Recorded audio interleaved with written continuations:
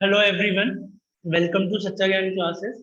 आज हम लोग चैप्टर स्टार्ट कर रहे हैं अपना बैलेंस ऑफ पेमेंट।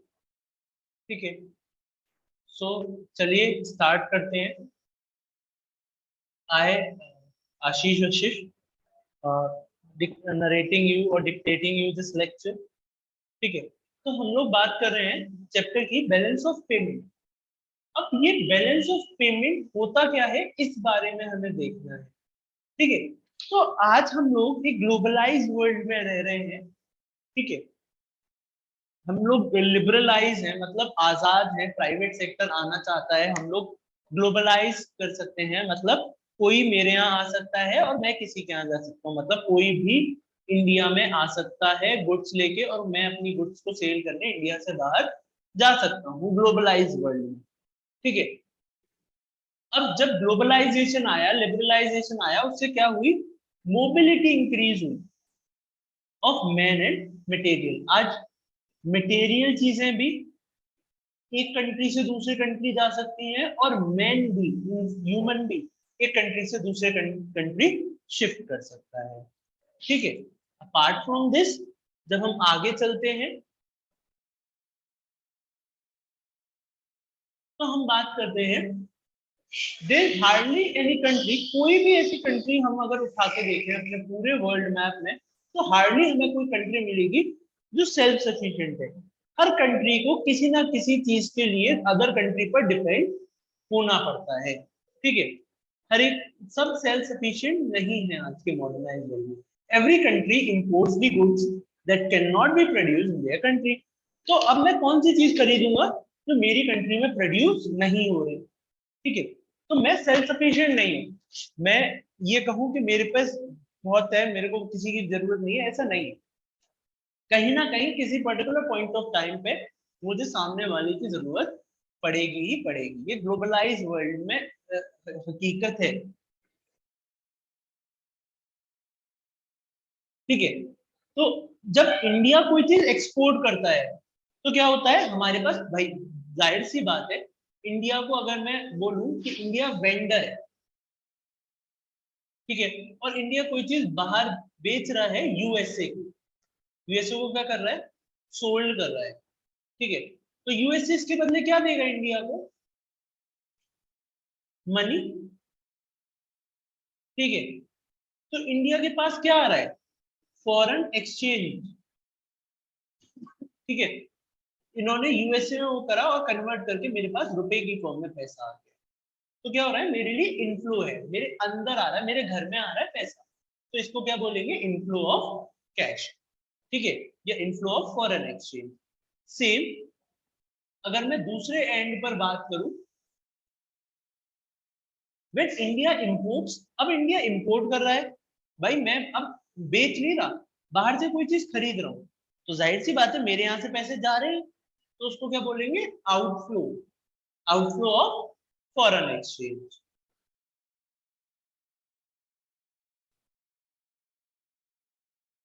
ठीक है, अब भाई मेरे यहाँ देखो, हम लोगों ने अकाउंट्स पढ़ रहे हैं, हम लोगों ने 11th में अकाउंट स्टार्ट करी थी, 12th में भी हम लोग पढ़ रहे हैं, और हम लोग कहते हैं कि हम लोग जो अकाउंट्स बनाते हैं उसमें हमें each and every transaction record करना है, जितना पैसा आया जितना पैसा गया।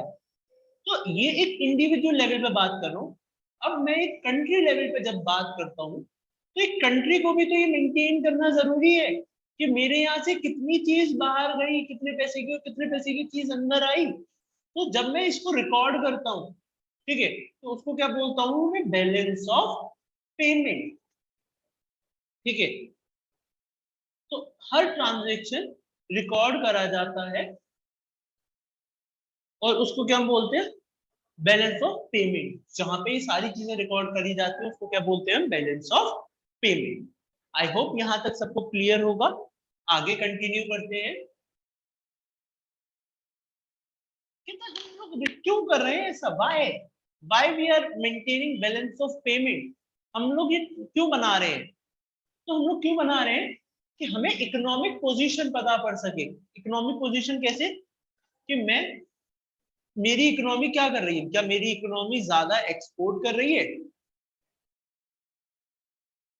क्या मेरी इकोनॉमी ज्यादा इंपोर्ट कर रही है। तो I want to find out the exact reason behind that.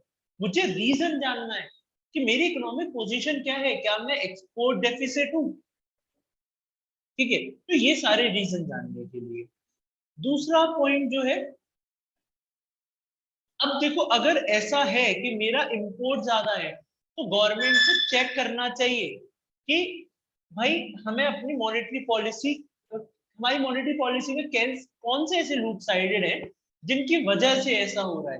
तो उसके लिए क्या होगा, जब सारे ट्रांजेक्शन रिकॉर्ड करूंगा तभी तो पता पड़ पाएगा कि मेरे यहाँ से इंपोर्ट ज्यादा हो रहा है या एक्सपोर्ट ज्यादा हो रहा है। जब मैं सारे ट्रांजेक्शन रिकॉर्ड कर लूंगा तभी तो पता पड़ पाएगा कि मेरे यहाँ से इंपोर्ट ज्यादा हो रहा है या एक्सपोर्ट ज्यादा हो रहा है। तो गवर्नमेंट को चेक करने के लिए भी ये जरूरी है बेटा, ठीक है। Sorry for this. Moving next, अपन बात करते हैं थर्ड पॉइंट की।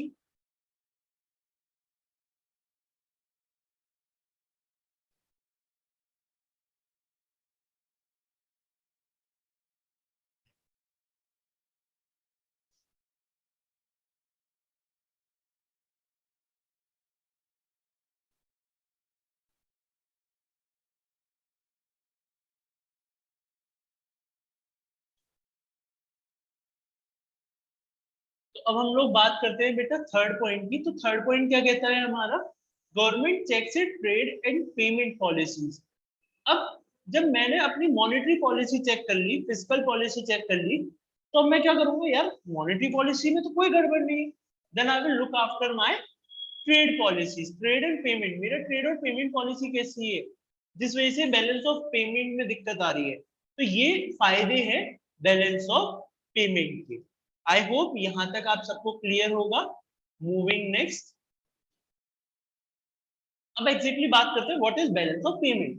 Balance of payment is a statement of record of all economic transaction. एक ऐसे स्टेटमेंट जहां पे मैं सारे इकोनॉमिक ट्रांजैक्शंस रिकॉर्ड करता हूँ between resident of a country and the rest of the world. जो भी ट्रांजैक्शन हुए हैं एक कंट्री और रेस्ट ऑफ द वर्ल्ड के बीच में, मींस इंडिया और बाकी अदर कंट्रीज के बीच में जो भी ट्रांजैक्शंस हुए हैं उसको मैं एक स्टेटमेंट फॉर्म में जब रिकॉर्ड कर रहा हूँ तो उसको क्या बोलते हैं, बैलेंस ऑफ पेमेंट। और ये बैलेंस ऑफ पेमेंट एक स्पेसिफिक पर्पस के लिए बनाया जाता है, एक स्पेसिफिक पीरियड के लिए बनाया जाता है। मतलब देखो, अकाउंटिंग पीरियड क्या होता है, the life of a business is divided into small units and each unit is known as accounting period, ठीक है। तो ऐसे ही अब मैं बोल रहा हूँ मेरा बिजनेस 10 साल चल रहा है, क्या मैं 10 ईयर्स तक 10 ईयर्स के बाद एक साथ बैलेंस ऑफ पेमेंट बना सकता हूँ? बहुत मुश्किल हो जाएगा। तो मैं क्या करूंगा, हर साल बनाऊंगा। तो एक स्पेसिफिक अकाउंटिंग पीरियड या हर 2 साल बाद बनाऊंगा। एक स्पेसिफिक अकाउंटिंग पीरियड के बाद मैं क्या बनाऊंगा, बैलेंस ऑफ पेमेंट बनाऊंगा। तो बैलेंस ऑफ पेमेंट एक बार पूरा रीड आउट कर लेते हैं। Statement of record of all economic transactions between resident of a country and the rest of the world carried out in a specific period of time. Got it? Moving next.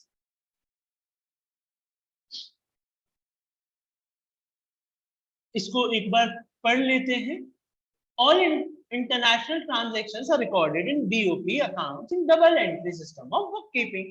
मतलब मैंने आपको बार बार एक pro forma बना के दिखा रहा हूँ कि कुछ ऐसा बनता है बिल्कुल अकाउंट्स की तरह। तो अकाउंट में हमें पता है कि एक डेबिट साइड होती है, एक क्रेडिट साइड होती है, मतलब डुअल एस्पेक्ट पे चलता है। तो ये यहाँ यही कह रहे हैं कि ये भी डुअल एस्पेक्ट पे बेस्ड है। क्रेडिट साइड रिप्रेजेंट करती है इनफ्लो, क्रेडिट साइड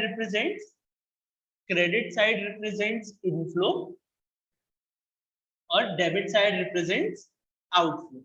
मतलब जब भी कोई इनफ्लो होगा वो क्रेडिट में रिकॉर्ड होगा, जब भी कोई आउटफ्लो होगा वो डेबिट में रिकॉर्ड होगा, ठीक है। तो इस तरीके से हमारा बैलेंस ऑफ पेमेंट बनता है, ठीक है। मूविंग नेक्स्ट,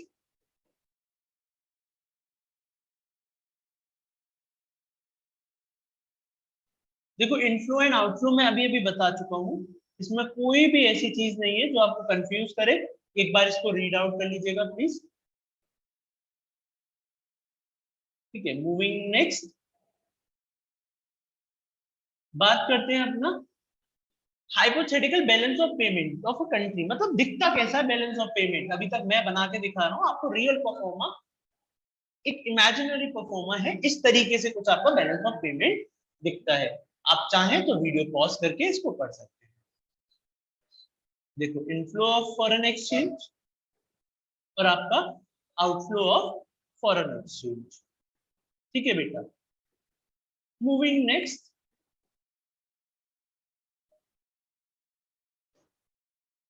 अब आता है बैलेंस ऑफ पेमेंट का बाइफरकेशन। तो बैलेंस ऑफ पेमेंट में दो चीजें आती हैं। एक को मैं बोलता हूं करंट अकाउंट रिसिप्ट्स। देखो, बेसिकली मैं अगर स्पेसिफाई करूं तो बैलेंस ऑफ पेमेंट में दो चीज आती है, रिसिप्ट्स एंड पेमेंट्स। क्या दो चीजें आती हैं? Receipts and payments. ठीक है। अब रिसिप्ट्स भी दो तरीके की होती है और पेमेंट्स भी दो तरीके की होती है। ठीक है। अब एक एक करके, अब ये करंट अकाउंट रिसिप्ट्स की बात कर रहा है, ऐसे रिसिप्ट जिनसे ना तो मेरी कोई एसेट रिड्यूस हो रही है, ना मेरी कोई लाइबिलिटी इंक्रीज हो रही है। देखो सोचो, मुझे कहीं से पैसे मिल रहे हैं, ठीक है। अब या तो मैंने वो पैसे कोई काम किया हो, कोई भी गुड सोल्ड करी हो, या कोई भी सर्विस दी हो, तभी मिलेंगे। जब मैंने कोई गुड्स दी, कोई सर्विस दी, उसके बदले मुझे पैसे मिल रहे हैं, क्या ऐसा हुआ कि मेरी कोई एसेट्स रिड्यूस हुई? ऐसा तो नहीं मैंने कोई एसेट बेच के पैसे कमाए, नहीं। ऐसा तो नहीं मैंने कहीं से लोन लिया हो तब पैसे आए हो मेरे पास, ऐसा भी नहीं है। तो क्या है, करंट अकाउंट की रिसिप्ट वो रिसिप्ट होती है जहां ना तो मेरी कोई एसेट रिड्यूस हो, ना मेरी कोई लाइबिलिटी इंक्रीज हो। ठीक है। दूसरा इंपॉर्टेंट पॉइंट ये क्या होता है, रेगुलर बेसिस पे। भाई गुड्स सर्विसेज को खरीदना बेचना रेगुलर बेसिस पे ही होता है ना। अगर रेगुलर बेसिस पर नहीं है तो वो बिजनेस ही नहीं है। तो रेगुलर बेसिस पे होनी चाहिए डीलिंग, क्या होनी चाहिए, रेगुलर होनी चाहिए, मींस रिकरिंग होनी चाहिए। तो ये तीन चीजें जब आएंगी तो हम क्या बोलेंगे, वो करंट अकाउंट रिसिप्ट्स है। ठीक है। मूविंग नेक्स्ट,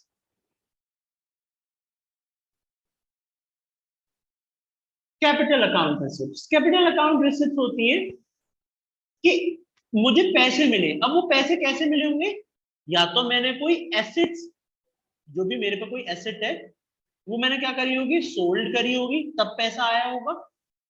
या फिर मैंने कोई लाइबिलिटी इनकर करी होगी, कहीं से कर्जा लिया होगा, कहीं से लोन लिया होगा।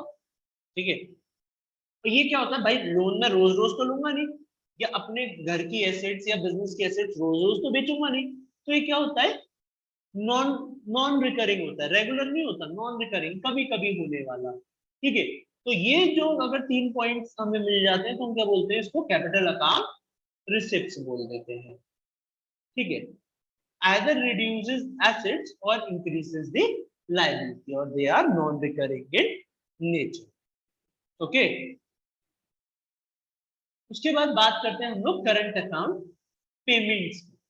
अभी करंट अकाउंट पेमेंट्स क्या होता है, देखो मैंने बताया था बैलेंस ऑफ पेमेंट के दो पार्ट होते हैं। एक को मैंने बोला था रिसिप्ट और दूसरे को मैंने बोला था पेमेंट्स। तो रिसिप्ट में दो हमने पढ़ लिया, करंट अकाउंट रिसिप्ट और कैपिटल अकाउंट रिसिप्ट। ऐसे ही पेमेंट्स भी करंट अकाउंट पेमेंट और कैपिटल अकाउंट पेमेंट्स होते हैं।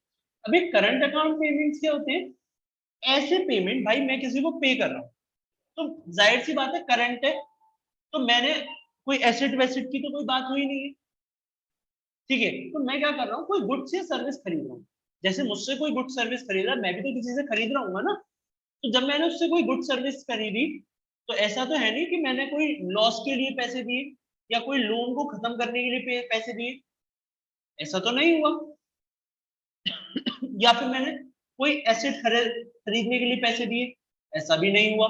मैंने किस लिए पैसे दिए, गुड्स एंड सर्विसेज के लिए पे किया।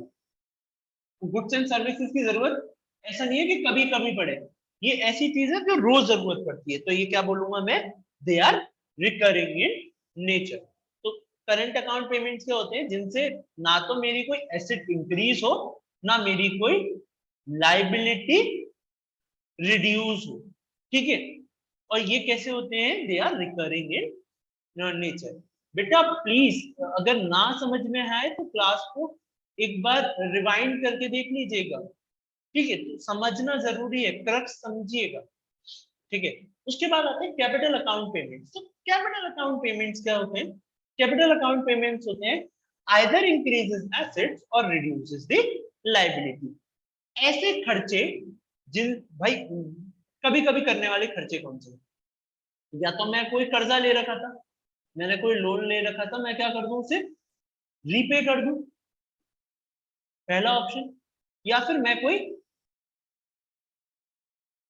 एसेट परचेज कर लूं,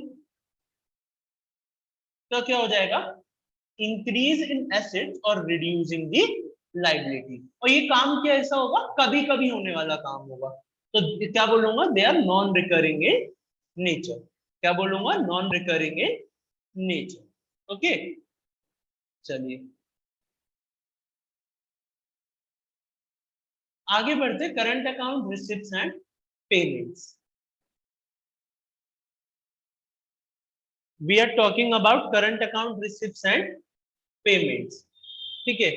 record inflow and outflow of foreign exchange relating to current account transaction of goods and services and unilateral services. मतलब मैंने बताया, बार बार बोला आपको, गुड्स एंड सर्विसेज के जो ट्रांजेक्शन होंगे वो करंट अकाउंट में आते हैं। और इसके साथ साथ यूनिलैटरल ट्रांसफर, यूनिलैटरल सर्विसेज मतलब जो वन साइडेड होते हैं, ऐसे ट्रांजेक्शन जो क्या है, वन साइडेड है। वन साइडेड बोले तो मेरी तरफ से बस, ठीक है। जैसे जैसे यूनिलैटरल ट्रांसफर, मुझे बाहर से कोई रेमिटेंस मिल रहा है, कोई ग्रांट मिल रही है, तो क्या यूनिलैटरल ट्रांसफर है। ओके, चलिए इसी के साथ इस वीडियो को यही स्टॉप करते हैं। हम इसके आगे नेक्स्ट वीडियो में कंटिन्यू करेंगे। आपके कोई भी डाउट्स हैं आप पूछ सकते हैं। अगर आपको वीडियो पसंद आई है तो प्लीज ज्यादा से ज्यादा इसको शेयर करिएगा। Bye bye, take care and have a good day.